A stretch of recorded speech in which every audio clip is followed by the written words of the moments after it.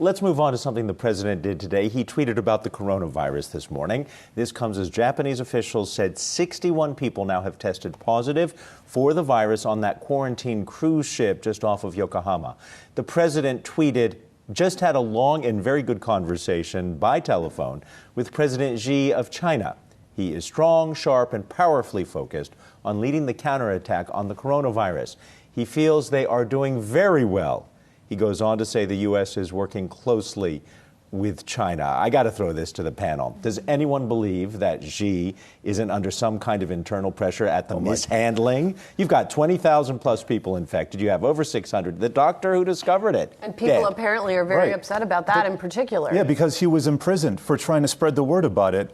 They sat on this way too long. If people don't believe the official GDP figures out of China, why are we supposed to believe the data that they're giving to us? And yet everybody from the President of the United States to the WHO, all they do is sing the praises of China's transparency.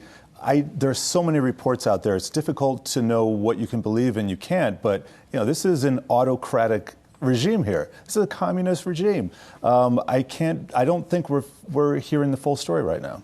I think some of the stories coming out from what we're hearing on companies' earnings reports and what they're doing from their international presence, and you're really starting to see the magnitude of that. We're seeing it internationally with a lot of our clients shutting down many of their businesses that are in that APAC region. I don't know how quickly it's going to come to the U.S. to have impact on our labor and candidates, but there's definitely a lot more intensity around it. We heard from Inez just earlier in this segment that Canada Goose has lowered its guidance for 2020 from 20% growth down to maybe 13% growth.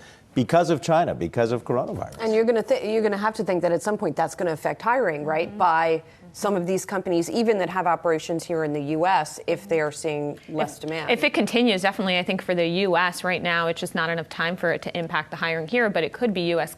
global companies trying to make up for international shortages by pushing forward their U.S. plans a little bit more.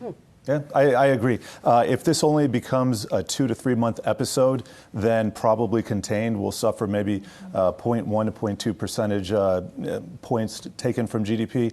Otherwise, if this reaccelerates, I think we're in for much more trouble. Hey investors, Zach Guzman here. Are you interested in learning more about the markets and getting the latest financial news? Well, then click right here to subscribe to our Yahoo Finance YouTube channel.